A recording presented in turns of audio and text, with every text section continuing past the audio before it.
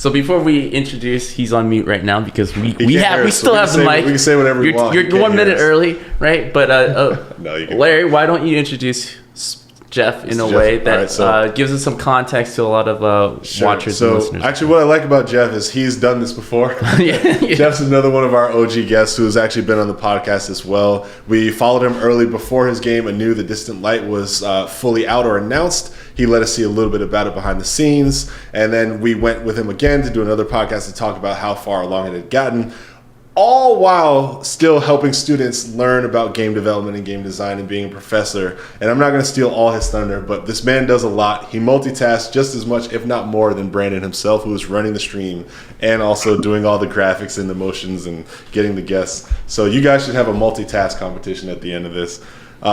I believe. No, that's all right. He's like, Larry, I'm already in one with somebody else. That's how he's so good at multitasking. Mr. Spoonhower, welcome to G-Ducks, man. Hey guys, good to be here. Thanks so much for inviting me to be a part of this great event. Your back wall of achievements. Yeah, there. he did that on purpose. Yeah. Like he angled the camera in such a way. He's like, oh, I can't. There we go. I can't fit all my trophies. Yeah. You know how we normally do like the resume part? He's just gonna it's like we're just right here. So I'll just step aside. Yeah. Yeah. But it's also worth noting. I knew Jeff over 10 years ago. We worked at 2K together on BioShock 2, and he was the everything guy. You joke about the multitasking. This dude does everything on the art side. He was the cinematic guy, but he was doing animation, 3D art, which is a lot what he's doing right now on Anew the Distant Light, which is what your game is doing. Yeah. So with us taking your time any further, the floor is yours, man. Go ahead and get into it. Awesome. Great. Well, yeah, thanks again for having me. It has been a while since you guys first interviewed me, and yes, we are still working on the same game. And we're doing really well. But yeah, basically, what I want to do today is talk a little bit about my experiences working full-time in independent game development. So that's essentially what my talk is about. So we'll go to the next slide and tell you a little bit about myself. Who am I? Been working in games for, believe it or not, 17 years now, which is a pretty long haul. And I've been really fortunate because I've been able to work in a variety of roles at many different studios. So currently I'm an art director on my indie game, which is Anew the Distant Light. And what that means, I'll talk a little bit about later, is basically I do a million different things, kind of what Brandon was alluding to. But yeah, art director now. In the past, I've worked as a cinematic artist, as an animator, video editor, and sound designer. And some of the studios that I've worked at are Electronic Arts. Actually started my career at EA Tiburon down in Orlando, Florida in 2002. Worked at THQ Volition for a few years. Worked at 2K in the San Francisco Bay Area for about 5 or 6 years. Those are like my major full-time like salary jobs. And then I've done lots of freelance work for the past 10 or 11 years on and off for Sony Interactive, mainly with the team in Bend, Oregon. And some of the bigger games series that I've worked on have been in the BioShock series, Borderlands, Uncharted, worked on one of the Saints Row games. And you can see some of those titles off on my little presentation on my slide on the right there. So that's sort of like what I was doing in AAA for quite a long time. And then since 2014, I've been working full-time on my indie game, my first indie game, which is called Anew the Distant Light, with my dev partner, who's the game director. His name is Steve Copeland. And so we have a really small team. I'll be talking about that in my presentation. A small team of 2, plus our composer. We have a really wonderful, amazingly gifted composer named Will Roger, who's scoring our game. But really, that's about it, 2.5 human beings making our game. In addition to all the game stuff, I'm also, as Brandon mentioned, I'm a professor at the University of Notre Dame. So I actually live all the way up in north central Indiana. So Steve and I, my dev partner and I actually work remotely on our game. But yeah, so I'm been a professor at Notre Dame for 7 years, and I teach courses in digital production, 3D digital production in Maya. I teach sound and music design, and I also teach animation history and practice. So like storyboarding, visual storytelling, stuff like that. So that's in a nutshell sort of who I am. All right, so as far as the topics that I'm going to specifically be hitting on today, I really want to just give some practical advice on getting started in indie game development. And this isn't like theoretical stuff. This is all based on personal experience. So Steve and I have been working on our game for almost 5 years full time. So it's been a long haul. So I really want to share a lot of the things that we've learned over the course of production. And also, probably even more importantly, some of the challenges that we faced. And if you're planning on making an indie game, you will probably face many of these challenges as well. We've talked with lots of indie devs, and we all have similar sort of challenges that we're dealing with. So hopefully I'll inspire and educate some of you that are watching. Some of you may be students or hobbyist game developers or current studio people, people that have full-time game dev jobs who are thinking about making the switch, making the title of my talk, Making the Leap of Faith. So those are my goals for today. Okay, I actually just watched Indiana Jones and the Last Crusade with my oldest child for the first time this weekend, and I thought this is like the perfect image to use for this discussion about making a big change in your life to switching over to independent game development. So there's my Indiana Jones reference. Anyway, so let's talk about this leap of faith. Why did I personally take the leap of faith from working in AAA games? So I had like a really good career going as a senior level games artist. The last full-time job that I had was at 2K, working as a cinematic artist and a video editor, animator on a variety of projects. Had a really good salary. I had benefits. I had pretty decent completion bonuses. And I was also very unusually working remotely. So I was able to get 2K to allow me to work remotely from the Midwest, which was amazing because it was a very easy place to live, right? Very inexpensive. So every time I went back to 2K, my coworkers would give me a hard time about how I was living in a really cheap part of the country compared to Marin County. So I had a really good thing going. But I think the main reason why I decided to leave is I had this sort of growing sense of unease creatively. And I think that's a pretty common thing with artists, especially who have been working in on studio projects and essentially working on other people's visions, right? So for, at the time, 12 years, I had been working on other people's creative ideas, other people's visions, executing their ideas and sort of being a yes man, which in and of itself, there's nothing wrong with that because that's what you're getting paid to do, is to execute someone else's vision. But basically, I had my own ideas that had been brewing for a long time. I had been working really hard to develop my skills, my artistic skills, my communication skills, leadership. I'd been in a number of leadership positions. So I felt I had this really strong calling to basically do my own thing. So another thing that worked out really well is I ended up getting my full-time teaching job offer from Notre Dame in 2012. So that was a very unique sort of opportunity for me that I'll be talking about a little bit later when we talk about finances, planning out your financial life. But essentially I had a full-time teaching salary and had benefits and stuff. I have a wife, I have 3 kids. So it was sort of a combination of what I have on the screen is creative soul drain, not soul train, soul drain, and my teaching job coming together. And then, I think like if you want to get into independent games development, you're essentially going to be an entrepreneur. So you have to have like this very strong leaning towards adventure, right? Stepping into the unknown, into realms that you've never explored before. Not only creatively, but from a business development standpoint, marketing, PR, there's just a million things that you have to do that you probably I had never done before. So I just said, what the heck? I didn't want to have any regrets. And I know that your previous speaker was mentioning about not having regrets as well. I had the same thing. I said, you know what? I feel like this is the right time. I've got all my skills. Everything's in place. Why not just go for it?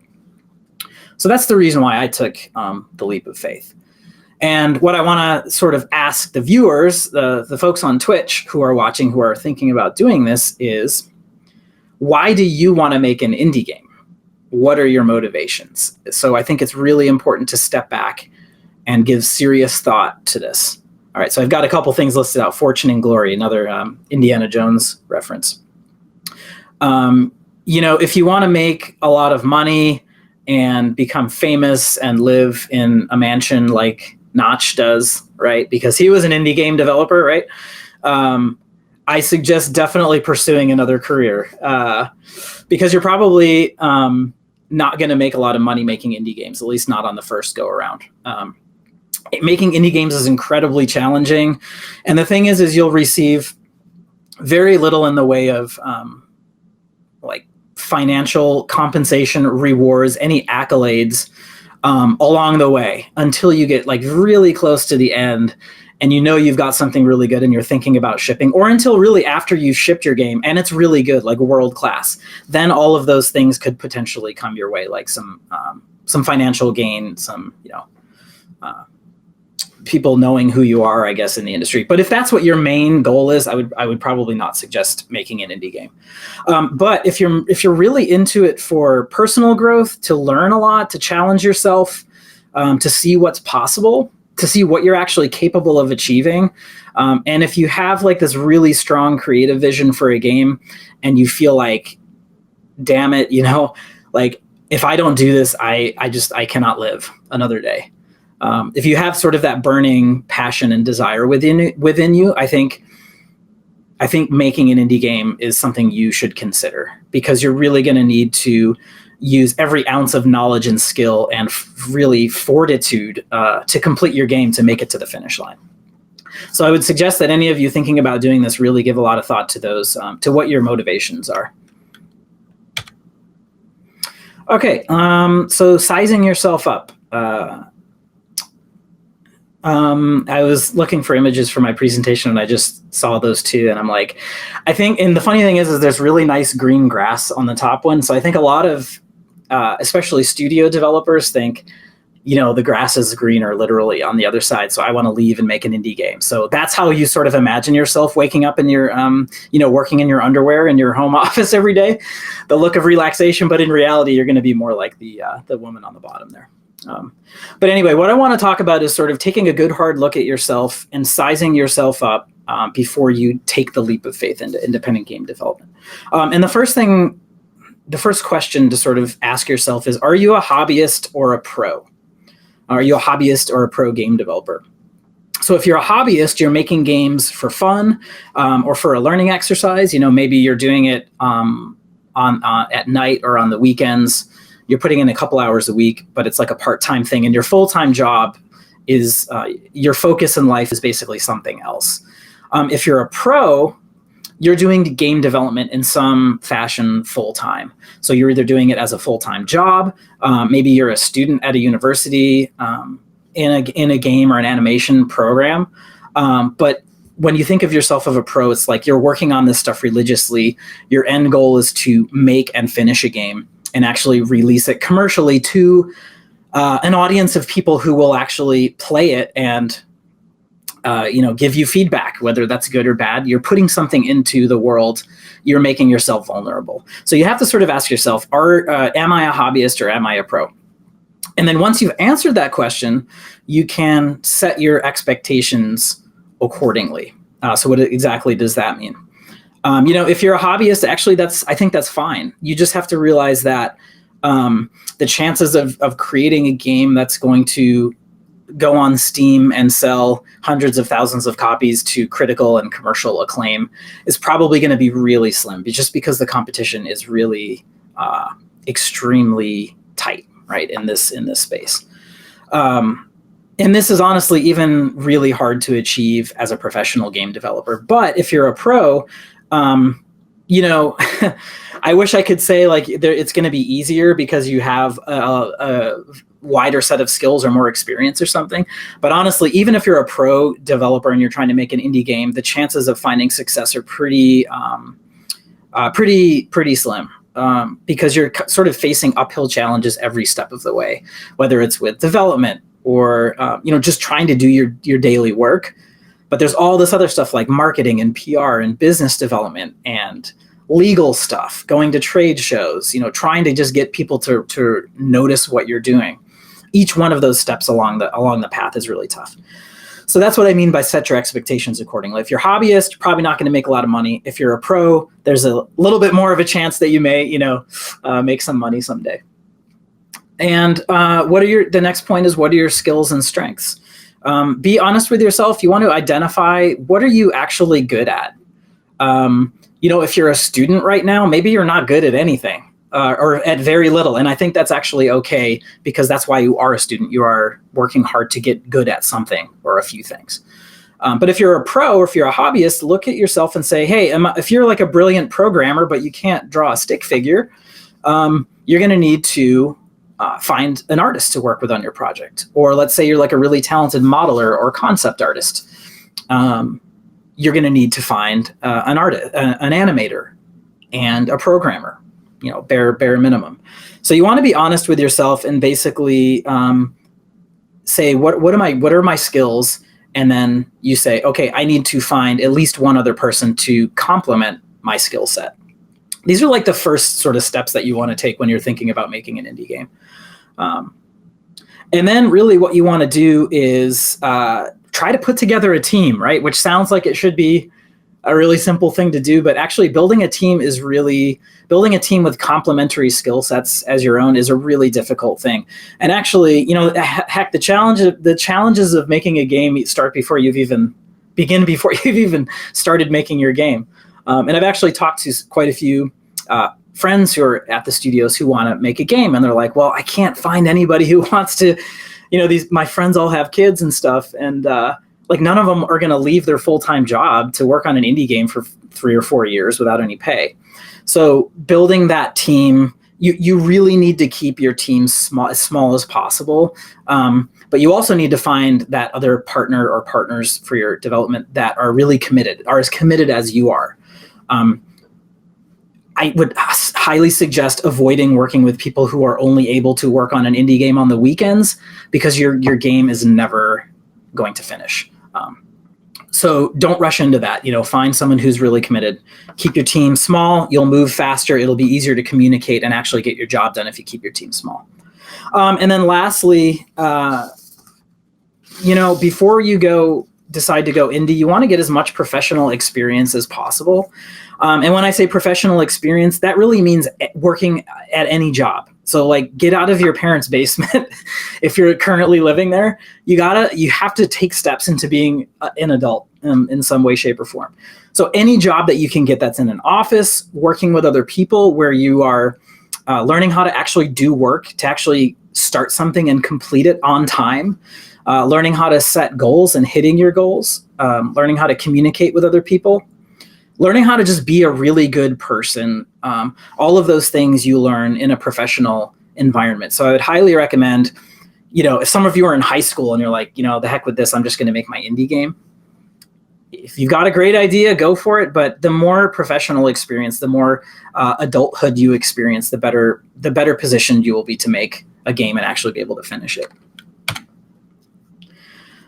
So the next thing I want to talk about is risk mitigation, which sounds like a really boring topic that you would be forced to go to by your HR department or something like that. But this is actually really important. And chasing down your dream to make an indie game is all fine and good. But you really need, again, I keep saying, be an adult. And I know there are a lot of adults watching this right now, but you have to sort of be an adult and consider a few really important things associated with risk, making sure that you're not doing something stupid or irresponsible, especially if you have a family. You want to make sure that this decision is going to be a feasible one on a few levels. And a lot of this actually has to do with money, which is unfortunate, but you do need money to survive and to make a game. So you need to make sure essentially that you have enough of a financial nest egg to draw from if you're thinking about making an indie game. Because you're probably not going to have much time. If you're really focused on your game, you're not going to have a lot of time for part-time jobs or freelance jobs, or of course, you won't be able to have another full-time job if you're really serious about making a game. And remember, the other thing you have to keep in mind is some people try to do freelance and make an indie game, but the problem is the more time that you're spending on those other things, the less time you're spending on your game, which means there's a much higher chance of you never finishing that indie game, which is what you want to do in the first place. So you have to it's sort of a balancing act. But I would recommend that you find a way to just commit to your indie game and really focus on doing that one thing. So the most basic question is, how much money will you need? How much money are you going to need? So one thing that I really recommend that I did a long time ago when I first started doing freelance full-time, in between my studio jobs, was make a detailed monthly personal budget. So that basically means look at every single expense that you have every single month. All right. So that includes groceries. It includes, your rent or your mortgage payment, your utilities, utility bills, health insurance, education costs for your kids, eating out, clothing, all of the things that you pay for on a regular basis. Track all of that. Put together a monthly budget, and then multiply that times 12 months. All right, and that's how much money you need to make to survive in a year. The other thing that you need to do is create an estimated game production budget. So this is a little trickier because you've never made a game before. But really, you need to sort of think about, what are my costs going to be for software licenses for like Unity or Maya or Unreal, Visual Studio, hardware, computers, monitors, dev kits, lots of other things like big ticket items like hiring someone to help you to make the game, paying subcontractors, paying for travel to trade shows, hiring lawyers, all of that kind of stuff. So basically put those two budgets together. And then if you want to sort of approach this responsibly, you really want to make sure that you have, before you start your indie game, if you plan on funding your game from personal savings, which I think a lot of first-time indie devs do, you want to make sure that you have conservatively a year worth of money saved up to cover that personal budget and to cover that game production budget. So save your money up is some advice that I would give. Make sure you have a year of those savings set aside. But there's many other sources of funding that you can come up with to make your indie game. The most conservative way of doing it is what I just said, personal savings. You can take a part-time job if you absolutely have to. Just make sure you're balancing out those hours with the time you need to put in on your game. Another very popular one is use the money that your husband or wife or significant other is earning to support your dream of making an indie game. There's nothing wrong with that. So if your husband or wife is making, boyfriend, girlfriend has a job, then great. If you guys can afford to pay those bills, wonderful. Gifts from family. You're not going to be able to make an entire game based on, Christmas cards from your grandmother, but it helps. Another one is crowdfunding. So we were kickstarted in 2017. And while we didn't make, nearly enough money to actually fund the entire production, we did make enough to help offset some of those costs. Personal savings I talked about. And then of course, working with a publisher is another way to get money to make your game. The thing with publishers is that you have to have something that's absolutely world-class as far as the quality of what you're showing in your game, or else publishers aren't going to be interested. Most publishers get, anywhere between over 1,000, 1,500 pitches. I have heard from publishers that we have talked to. They'll get 1,000 pitches a year and maybe work with 5 or 6 games. So it's extremely competitive to get money from a publisher to make a game. Lastly, as far as risk mitigation, and this could be an entire other talk, is basically limiting the scope of your game. So I know that you probably want to include every amazing idea you've ever had for a video game. You want to put that in your first indie game. But you want to try to just keep the scope of your game as small as possible while still realizing your vision of what you want to accomplish. But, the bigger your game gets, and the scope always gets bigger on everybody's game. But the bigger your scope gets, the more people you're going to need to make it. The more time you're going to need, the more money you're going to need. And all of this sort of compounds into you probably never finishing your game. So you want to think really hard about like your design and your scope before you get started. Okay, so let's get into a section on major challenges, because there are many. There's actually too many challenges to include in this one talk, so I've tried to narrow it down to some of the major ones that we have faced in the production of our game. One of the biggest challenges we definitely face, that Steve and I face on a day-to-day basis, is we're just wearing many hats. So what that means is, because there's only 2 of us making the game, we sort of each wear the hat of probably 10 full-time employees on a studio project. So I'm essentially the entire art department, sound design department, storytelling department, marketing and PR department. So I do all of the jobs of all of those people. And then on the other side, Steve does all of the engineering stuff, all of the tools development, coding, AI, gameplay, design, right? So what that means is that we're constantly not only wearing a lot of hats, but we're switching them rapidly on a daily or hourly basis sometimes. So for example, maybe I'm doing some character animation, which is it's a really intense process that requires a lot of focus. I'll be animating a character, I'm in the zone, and then I'll get an email from a YouTube streamer who wants to play our demo, and they need a reply from us within the next 15 minutes. So I have to sort of drop everything I'm doing and put on my marketing and PR hat, get back with them, get them a build through Steam, make sure they're all set up. And then an hour later, I'll come back to my animation and I'll have no idea what I was doing. I don't remember anything. So that happens a lot when you're an indie dev. You're switching hats a lot, which makes it hard to focus. I think probably one of the biggest challenges, and one that's really, really hard to express until you've gone through this process, is just really how much you have to sacrifice in your personal and professional life to make an indie game. It requires a tremendous amount of dedication and passion. And when I say passion, I'm not using it and dedication loosely. I'm talking about actually sacrificing things that you would like to do, like reading books or playing games or watching movies or going to your kids' events or just going out to eat dinner with your wife or husband or wife or whatever. Lots of micro sacrifices that build up over the course of years because you just have to put in so many hours in the production of your game, oftentimes 6 or 7 days a week, especially with a small team.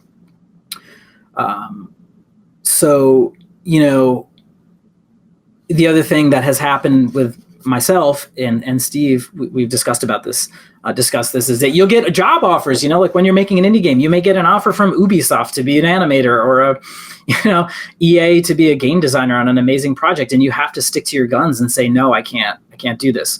So we've both turned down full-time and some really lucrative offers along the way. And that's a huge sacrifice. Work-life balance is, the constant challenge for someone in all aspects of game development, whether it's independent games or studio development. Work-life balance is super tricky to pull off. And actually, it probably gets worse when you're making an indie game because you're at home. It's really isolated, and you want to work on your game all the time because it's your baby. Being a masterful jack of all trades, that's sort of a little term that I have I don't know if I made it up, but you've probably heard the term jack of all trades. That means sort of like being a generalist, being good at being sort of good at a lot of things, but not really good at any of them. When you're working on an indie game with a small team, you have to sort of be a masterful jack of all trades. So you have to be able to do everything that's required on a production extremely well and be able to do it really efficiently and really fast. So this sort of goes back to my point before about getting as much experience as possible. I feel like I would never be able to do what I'm doing now and to have made it as far as we have with our game without those many years of working in sort of high pressure, high stress, AAA game development environments. So it's a tough thing, and it just takes a lot of practice, to get to that point. Scheduling is extremely hard, and the unknown things is, what does that mean? Well, as an indie game developer, essentially you're an inventor. And as an inventor, you're making new things that you've never made. And you're doing lots of things that you've probably never done in your career. And that certainly has been the case for myself and for Steve. We have to do all sorts of new stuff all the time and step out of our comfort zones. And those are the unknown. So essentially that means we don't know what we don't know. So we don't know what challenges are coming next until they hit us. because we've never done this before. And then it's essentially impossible to schedule those things because you just don't know how long it's going to take to do them.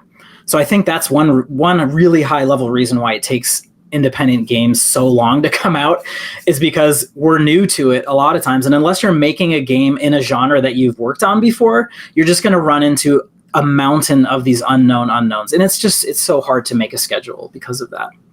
And then just the sheer amount of work, is sort of like this unending amount of work that you have to chip away at fortuitously all the time, and just sort of like be really persistent and really strong with your convictions about getting your day-to-day work done. Perhaps the number one enemy for indie game devs is where we currently are in the market in 2019 is discoverability. And that basically just means like standing out from the crowd in an extremely overcrowded market. And you can see that image. That's sort of how indie developers making their first games feel. It's that little guy in the back there.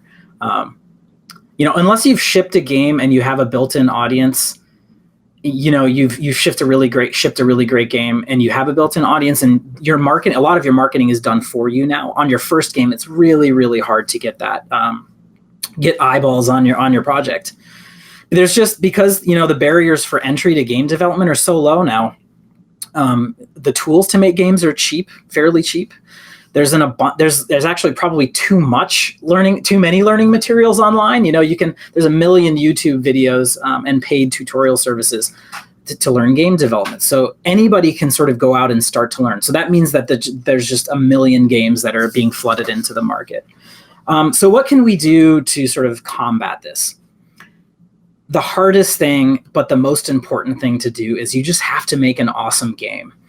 And I wish that there was some magic advice that I could give to say, these are like the 5 things that you do to make an awesome game. But that's something that you have to sort of discover for yourself through hard work and through experience. But really what it comes down to is everything starts here. If you don't give it your all and execute the hell out of your concept, nothing else really matters. And obviously that's the hardest thing to do. But you really have to just make something special to get attention. The next bullet point is execution is more important than ideas. What does that mean? So really, like, what you actually produce and what you make in your game is much more important than sort of like these theoretical or conceptual story ideas or lore ideas that you have in the back of your head. Because sort of like they say in Hollywood, everybody's got a script. It's sort of the same thing in game development. Everybody has an idea for this epic 10-part online role-playing FPS lore-rich fantasy sci-fi game. Everybody has like binders full of ideas, but what few people have is sort of like the skills and the work ethic to actually make it into something and to finish it and to ship it. So execution is a lot more important than ideas. So having sort of the moxie to make your game and finish it is the hard part. But that's how you get discovered. Doing something unique. I think when you're conceptualizing your game, when you're working on your design docs, when you're coming up with your ideas, at least 1 or 2 things have to be unique in your game, whether it's like gameplay mechanics or visuals, story. You have to do something unique or nobody's going to care. So focus on those things early on and make sure you have a plan to make them really unique and special. The next thing, early social media and press outreach. Once you have a game that looks a little vertical slice or something, or a demo that looks good, get your website up, get your Twitter site going, get your Facebook site going. Start reaching out to some smaller and mid-sized gaming websites. Show them what you're doing. Your trailer is absolutely the most important calling card for your game, and that throughout development. So make a trailer, get all your stuff up on social media, start emailing websites and saying, hey, this is this cool game we're making. But don't wait until the end of development. Do that at the beginning. And then lastly, apply to trade shows and festivals. Things like Indie Megabooth, Indiecade, PAX, the IGF, lots of places where you can apply. They're adjudicated, so they're curated, so you have to sort of compete with other developers. But this is a really great way to get your game discovered by people in business development, by publishers, by media. Just a couple months ago, our game was at GDC and PAX East with the Indie Mega Booth. And we also have shown it at E3 over the past year. We're actually bringing it to E3 again next week. But we've met tons of great people. We've built relationships with the consoles.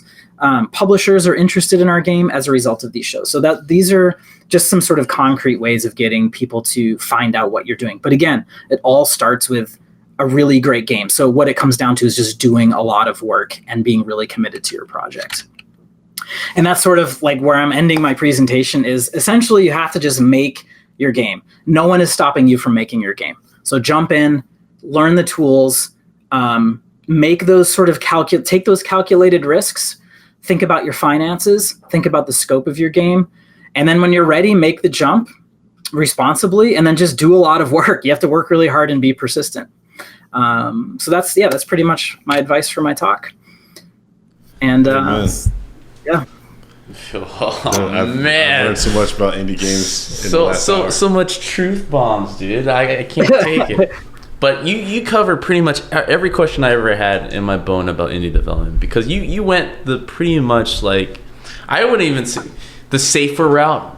I wouldn't even consider the safe route, but like you were able to kind of leverage it as a side thing as well as focusing on a stable income at the same time, which is I say would be the most advisable thing to most developers out there. Only a rare gem percentage would be able to just completely thrive off their savings, right? Like Richard Lico in the previous, that guy was insane. But like, I think the safer route and the most realistic route has always been, prove yourself, get some traction before you even make the crazy jump. But that is in return a longer path. But a surer path. Yeah, they say don't quit your day job. Don't quit your day job. Do it on the side. Yeah, absolutely. I mean, I can't tell you how many. I've just been contacted by many senior level people at studios who are like, "Man, I really like you're living the dream. You're making an indie game, but it's like, how do you think you got on the podcast in the first place?" Hey, man. But I'm like, a lot of when you're an indie dev, a lot of times you're like, the dream is just like having a normal job again, where you could just go in from 9 to 6 or whatever. That is, I don't know what that's like the grass is greener on the other side. But I think in reality, if you had to trade it off every other day and kind of get reminded how the office is like, you're fastly going to remember that it's not that great. I think there's like a small amount of both that I look forward to. So I will say this: if you take responsibilities and finances off the table and then just say to a person, indie experience or like big AAA experience or what sort of like work environment would you look for? Me personally, I would go indie. I want like a small team of like 12. We all know each other personally, go out to lunch, like I get Christmas cards from you guys. Like there's a certain team size where that kind of starts to break down, and it's maybe like your small group or your team kind of has that real deep interpersonal relationship. But when you go into like the team meeting, it's like, and you see this sea of people, you're not going to send all those guys Christmas cards. You're not going to hang out with all those guys. You know them. You have like little chit chat with everybody. So I always ask people like, okay, well, take money and responsibility off, because like obviously, well, whichever one pays the bills usually will be the first answer. But I say take that part of it out. Take all the things that matters. Like exactly. which work environment is better for you? Which do you think you would thrive and enjoy more? Because you can make money in both if you do it right. If you do it right. If you give it a time. It's a skill set. I think the best way to put it is like you're restarting your career, right? You're rebuilding it as a junior level indie developer, right? That's really what it is. Even with 10 plus years under your belt, all the best practices in networking, you going out there on your own, learning biz dev, learning to wear different hats, learning to micromanage and macro manage, and going out there and going to all these shows and building all the demo. You're doing so much within your traditional 8-hour day. It's really you got to be really on your toes to be able to do all that, and you really are starting from the beginning again. And I think a lot of people make the mistake to not think like that, to think I've been doing this 10 plus years. I know what I'm doing. So I think another Oh, I'm sorry. I was going to say that's a really good point. Both really good points. And I think to your point, Brandon, especially some of us who have been working in the industry for a long time, who have worked on big projects, we may have a chip on our shoulder and say, oh, well, I worked on, the BioShock games, or I worked on an Uncharted. Honestly, that doesn't unfortunately carry a ton of weight, because people are pretty harsh, They just want to see your game. They want to see, what are you doing? What do you have to offer? Are you making a world-class indie game? That's much more important than sort of your history in the industry. So I'd like to take a question straight from the Twitch audience. It says, The Frozen Machine is asking, curious if Jeff has any advice about applying to those events that are curated. I feel like those sometimes are hard to apply places, knock on the door because you're so scared. So do you have any advice on hey, I do want to go to this place, or I do want to go and give a talk here, or do something grand I probably don't have the resume for right now? I guess maybe any advice on pepping yourself up and doing it anyway? Yeah, I think a lot of it comes down to the sort of where you are with your game that you're working on. So I think your game has to be in a pretty polished state before you attempt to apply to things like Indie Mega Booth, which is, I think, probably one of the best and most well-run indie game showcases. But yeah, I think you just have to be really patient and work really hard on your game to get it to a point where it looks really great and it plays well. And maybe you've even had some friends play it. You've sort of had some testing done on it, and they're like, yeah, this is really cool. When you get to that point, I think that's when it's advisable to start submitting to those shows. A lot of people, I think, we actually made the mistake of, because we didn't know what we were doing, of submitting our game several years ago to those shows, and we didn't get into any of them. And the feedback was from the judges was this looks like it's going to be really cool. You're just too early on in the process. Work on it for another year or so and then come back. So that was actually 3 years ago when we did that. And then we came back and we've had a much better success rate getting into these shows. So that's probably my best piece of advice would be, your game's got to be looking and playing really well. Okay, so we're going to start changing the tempo a bit. Larry and I can ask questions all day and talk all day, as you know, Jeff. But we're not going to do that to you. We're going to take some Twitch questions. Again, if you're watching on Twitch, YouTube, Facebook, Twitter, any of those platforms, we have our guys and gals in there, yes, moderators that are scoping your questions and dropping it for us to ask on live. So spend the time. You have a question for Jeff. This is a rare opportunity to talk to a professional such as he. So this is a question from Annabeth Margaret Swan. Is it possible to have a contingency plan, though? Can a veteran that makes a jump into indie go back to AAA if he thinks that's not working? Do you think they will take you back, Jeff? That's the question. Yeah, that's a great question. And the answer is essentially yes. I want to be encouraging with my talk and inspiring, but many indie developers have failed and have gone back to full-time jobs, which I think is actually great. Because you can't just work on an indie game and if it fails, it's like your life is over. You definitely have to have some sort of plan in place, right? So yes, I know many people that have tried doing independent development and for whatever reason have decided not to. And I think the key is when you plan to leave your studio or whatever job it is that you have, make sure that you leave on really good terms with your managers, with your bosses, with the other leads at the company. Because you just, So Brandon, it sounds like, has already violated that. I go out guns blazing. The same way. Yeah, some people really like to be dramatic about it, but I have known many people that have left and then come back even years later. As long as you leave on good terms with your company, yeah, you're probably going to be fine. Yep. Yeah. And I don't know, me personally, I would probably look for full-time freelance work again if I needed to. All right, next question I got for you, I believe from the same person. So lucky day for you, asking good questions. So what's the path to becoming an art director? Is it like you need to know multiple disciplines, or is there a specific path, or what? Yeah, that's a good question. It's kind of like when people say, I want to be a movie director. How do I do that? It's basically the same thing. I mean, everybody wants to be a movie director. I think what it is, yeah, you have to just work your way up and work on lots of different projects with lots of different teams, learning different pipelines and processes is one thing. But yeah, on the art side, I think like the broader your skill set is and sort of your experience doing, doing concept art, doing animation, modeling, cinematography, lighting, the more you know about all of those different disciplines, the much better art director you will be. But another really important thing is leadership. So an art director isn't just someone who's like randomly telling someone to, move that pixel that way or make that more blue, A lot of it is managing people and trying to be inspirational and getting people what they need to get their jobs done. So I think that's why it takes so long to work up to a position like that. It just takes many years of experience. Awesome. So the next question is from Norse Software. How to deal with an unsuccessful game? I mean, few sales. what corner do I crawl? After you put yourself up, what's the first step? Yeah. We haven't launched our game yet. Obviously, we hope that it will be successful. Everybody hopes their game will be successful.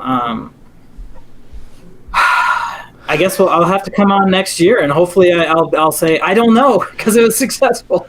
Well, okay. Let's create a scenario for you. Fictional scenario. I'm sure you thought this through. Yeah, I think this apologize is to the wife, then the kids. I don't think she's there watching right now. Honestly, most games don't do that well. I mean, percentage-wise, and it usually takes at least one or two games worth of experience to ship something that you would consider a success. I think if you make a game and nobody buys it or nobody plays it, you can go in one of two ways. You either say, I'm going to chalk that up as a learning experience and I'm going to make another game and try and do better and try and improve upon whatever didn't go well. Or you sort of just say, I don't know that I want to do this again, and I'm going to go back and just look for work doing something else. Maybe it's full-time studio work or freelance work. I hope that if you're in a situation where you make a game and it doesn't do as well as you want, you're not going to just throw in the towel. You will financially be able to make another one, and get feedback. Sometimes it hurts to get feedback, especially if your game doesn't do well. But, get feedback on forums on your game, on Steam reviews, YouTube streamers, actually compile their feedback in a spreadsheet, list out the stuff that was good, list out the stuff that didn't go well, and then start thinking about, maybe you support that game and try to improve it based on that feedback. Or you take that feedback and apply it to the next project that you're working on. But yeah, anytime a game doesn't do well, it is hard. It's tough. Well, thank God you'll never have personal experience there, but we appreciate that you tried. So, oh, man. Wishful thinking on your behalf. We love you, man. Yeah, that's right. So, Pure Evil, back at it again. He's got a remix for us. New question. Do you recommend specializing in one discipline, even when working in indie? Of course, you're going to be wearing multiple hats, but should you focus on making one of those your crown? I really like how that was worded at the end. That's, well put. Yeah. Well, I'm not sure where you are right now. I think if you're trying to get your foot in the door in the games industry in general, I think you have to specialize in one or two things. You have to do one or two things really well on your portfolio to get a job. If you currently are working in the games industry and you want to transition into independent games development, if you plan on having a small team, you really need to have, as an artist, a pretty broad skill set. Because if you don't, the practicality is you have to hire more people. So then you have to start hiring specialists to do the modeling or to do the animation, to do the rigging or whatever. So once you start doing that, your team becomes bigger, communication becomes more difficult, splitting the pot. If you do make money on your game now, that money has to be shared across a larger group of people, which means each person makes less money to recoup their time. So I would advise, I think being more of a generalist is not a bad thing when it comes to doing independent game development, because you can keep your team small is essentially what it comes down to. Yeah.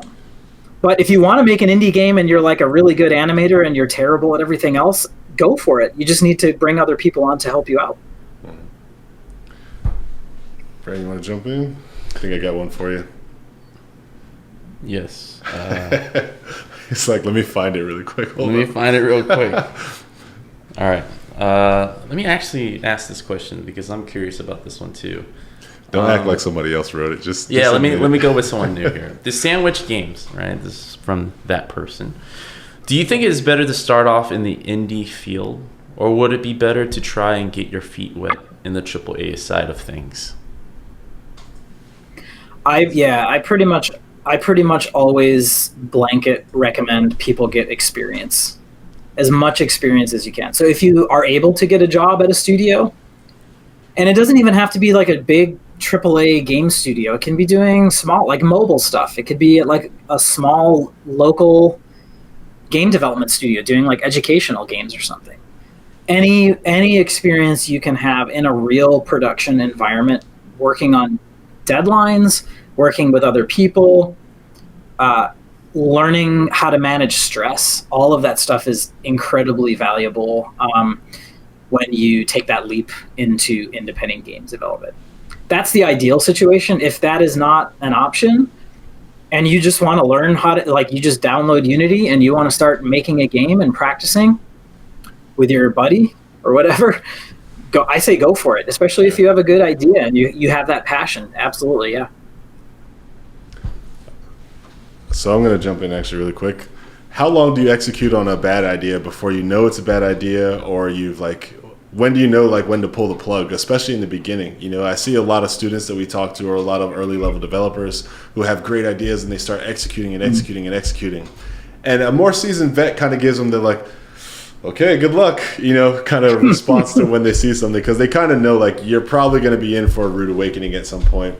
So I guess you, as a more senior developer yourself, when do you kind of get to a point on an idea, on a mechanic, or just on anything that you're involved in where you're like, okay, I can clearly see that I need to pull the plug now? I guess what kind of tools or decisions do you like go through, or processes that you have to help identify those before you've gone too far down that track? Yeah. So the really short answer is as early as possible. Like, I mean, you want to waste as little time as you possibly can. I know that's sort of a vague answer. With us, with Steve and myself, I think we generally just use our gut. Like if we're working on, let's say early on in our game, we had like a melee, like a hand combat weapon, right, that you swing around. We worked on that for maybe a week. I think both of us, like I was doing the art and the animation and Steve was working on the code. And we just realized like the focus of the combat in our game was going to be weapons, like projectile weapons. And the melee, it was like a club with like a rock on the end of it. It didn't look right. It didn't feel right. It didn't seem to fit into the larger design picture that we were working on. So we dropped it pretty early on. So maybe a week we worked on it. But the thing is, like, what you want to try and do is learn something from that and use some of that knowledge to, to apply towards the rest of the project. So it's not completely wasted time. But typically, like, a couple days, a week tops. Again, just because we're a small team, and you can't waste any time when you have a small team, because the deadlines are so tight all the time when you're trying to make an indie game. So, yeah. I like that. Yeah, I've visited some universities and seen some game ideas that were like in production, kind of like you were saying, Larry. And like some of them are too far in to bail on. So you try to, do the best with what you have, for sure. I think I got one last one for you, if the stream will permit. It looks like a pretty good one, and I think a lot of people would kind of. And I have one more from myself. All right. So my last one, Brandon's last one, then we'll let you go. We know you got students that you got to go teach. I got a game to finish. So the Frozen Machine comes back again. This time we're asking, what marketing strategies have worked for you? Twitter, Facebook, something else? Oh yeah, that's a good one. What have you found to be the most successful for getting the which word one's out trash? about your game? Other than the Game Dev Unchained podcast. Yeah. Other than that. Marketing is super, super hard. And the problem is like, I'm doing the marketing, right? That's usually what happens with small indie teams, is someone just has to pick up that torch, because you don't either have the money or the time to direct an external marketing agency, because you end up having to create marketing assets anyway for them to use. So that's again is a whole other talk in and of itself. But for us, I would say that probably Twitter has been the best as far as direct engagement with people that actually care about what you're doing. So they're not like bots. They're not just people randomly liking your page, but they're people that actually are interested in what you're doing and are commenting and sharing our game with their friends. I would say probably Twitter comes out on top. Facebook second. Facebook has a huge problem where they're essentially forcing businesses to pay to get their message out to people that are following them anyway, which is sort of basically called. I have to be careful about what I say, but it's basically it's called organic reach. So we have a pretty limited following on Facebook. When I post something to our audience on Facebook, generally we get 10% of our followers see our posts, because Facebook throttles it back because they're basically forcing you to advertise to pay to advertise every single one of your posts. So they're intentionally pulling that back. So a lot of developers are actually just leaving Facebook because there's no point, because nobody's seeing our posts. That's terrible. So Twitter, and then website is, you got to have a website with a really good trailer on it. So I will sign off on Facebook being trash. I will save you from saying it, but I will say it. A lot of developers, of course, we've had many on since we've had Game Dev Unchained for the past 3 years, and a lot of them don't have Facebook, which is something I found very surprising until it made sense. Like you said, Facebook, you have all these people liking your product, and now you have to pay to show them your product. It's like, that's an extra layer of advertising that never existed before. It's like, once you have them, you should have them. But the mailing list, like you said, email, you mentioned email, I'm sure. I would say email would probably be like my first or second. But Twitter is definitely in the lead with that type of thing. I'm just still like kind of a little taken aback about the Facebook thing. It's like, hey, we're a tool for, growing an audience. You can communicate with people who have said, I want to follow this. Like, this is the content I want to be part of. Yeah. But only 90% of those people are going to be excluded from it because, one more second on ranting on Facebook, right? Pay $1. I'm watching these like 5-second clips anyways, and then there's advertising integrated within the 5-second clip. You guys are not getting it. Anyways, that's it. The only thing I want to comment, my last question. User experience designers, go apply at Facebook. Exactly. My last question for you, Jeff, is, of course, your team of two is basically a marriage. Right? You guys been together a long time. How has that been? You guys like each other more or less? But it's a real question, man. It's a real relationship. Yeah. It is absolutely a second marriage. Yeah. I joke about that with the person who's in my real marriage, my wife. But you have to be like on really solid ground. It's just like a real marriage. You have to know that person intimately, right? And you have to know that you can communicate really frankly and honestly with them, because it's really, making a game is really hard and it's really stressful. And you need to know, like, for better or worse, are we going to make it through this thing? So Steve and I get along fantastically well. And it's not just like we get along like we're buddies. It's on like a very deep level. Like we can say what needs to be said, and we don't need to beat around the bush. So we don't offend each other easily, which I think is really important, because you have to feel comfortable being honest with your development team or your development partner. And I think it's, I think one thing that's really has been important for us is we're both sort of like senior level devs. We have a lot of that, what I was saying before, professional experience. So we treat each other as professionals. We treat each other with a lot of respect, because we're going to be working together we've been working on this game for almost 5 years, on a day-to-day basis. So we can't deal with the Indie Game the Movie drama. If you've seen Indie Game the Movie, you have to abolish all of that from your working relationship and just because there's so little time to actually do your development work. So we're doing great. I hope to be able to make more games with them after this one.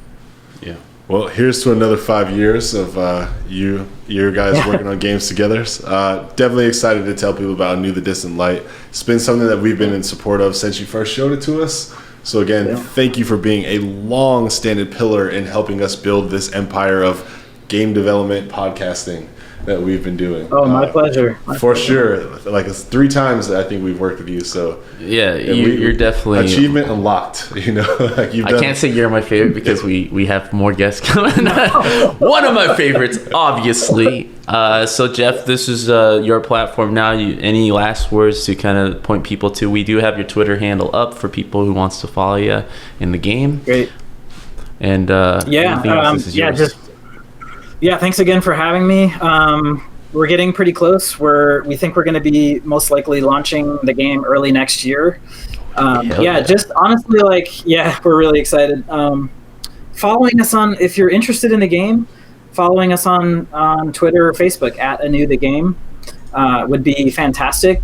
If you like what you see, share our Twitter page with your friends and be like, hey, this looks cool, because the grassroots marketing is really incredibly helpful to us. And then we also have sort of an ongoing backer campaign on our website, which is anewthegame.com. It's sort of like an extended Kickstarter. So if you want to help pitch into our development, it's sort of just like Kickstarter. If you donate, we'll give you copies of the game, the soundtrack, T-shirts, posters. You can actually get into the private beta, and there's other ways of sort of being involved in the development of the game, and that's at our website. And those are better backer rewards than my last Kickstarter. I got an email that said, "Sorry, we're closing it down." That's not good. Yes, Jeff. Look, we wish you all the best, man. So thank you for being here with us. We appreciate it, and we can't wait till early next year when we're playing your game. Awesome. Thanks, guys. Really appreciate it.